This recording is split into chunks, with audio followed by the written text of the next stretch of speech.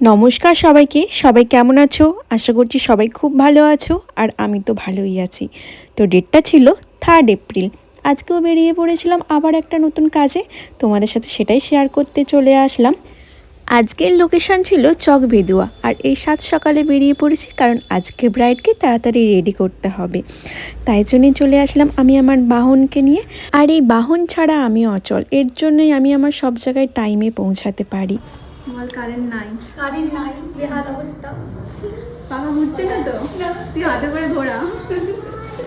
আমি একটু ঘুরে চেষ্টা করছি, সেই হ্যাঁ ওরম করে ঘোরা। আর এই বড় জানলাটা যেন মনে হচ্ছিল টিভির পর্দার মতো আমরা কিছু শো করছি আর ওনারা এসে দেখছে। যাই হোক, কিন্তু এতটাই যে কারেন্ট আসতে দেরি করবে সেটা ভাবি না। ওখানে কাজ শুরু করেছিলাম, কিন্তু দেখি কারেন্ট ঠিক আসছে না। আবার অন্য জায়গায় চলে যাচ্ছি, অন্য ডেস্টিনেশন, মানে এই ঘরেরই নিচে। এইটা খুব কষ্টের। ওর এখানে জেনারেটরের সঙ্গে ব্যবস্থা নাই। সেই আজকে আমাদেরকে হাসতে দিচ্ছে না, শুধুই কারেন্ট চলে যাচ্ছে। আমাকে ব্যাগটা নিয়ে নিস, আর তো কিছু নেই। দুটো জিনিস পরে দেখবি এখন। আর কি জানো, আংটি তো পড়া হয়ে গেছে। আমি আসছি, তুই মেজমাদের উপরে নিয়ে যা।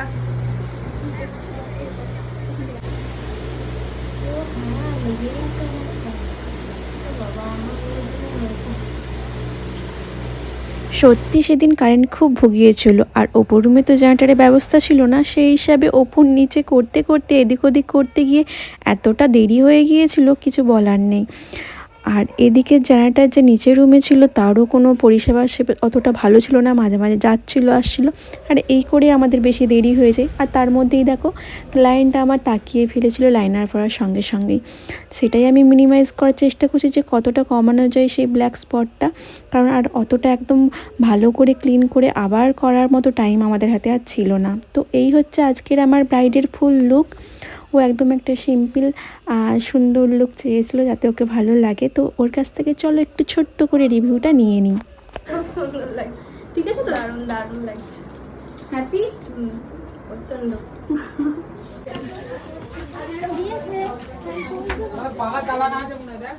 চলেনি,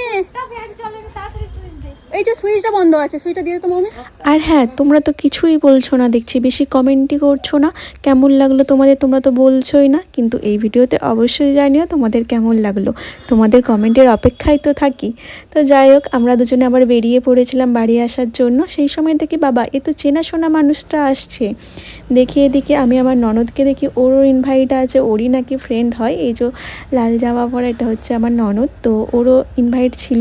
তারপর দেখি আরও চেনাশোনা মানুষজনকে দেখতে পেলাম। তো সবাইকে দেখে সবার সাথে গল্প করে বাড়ি চলে আসলাম। তো ভিডিওটা কেমন লাগলো অবশ্যই জানিও।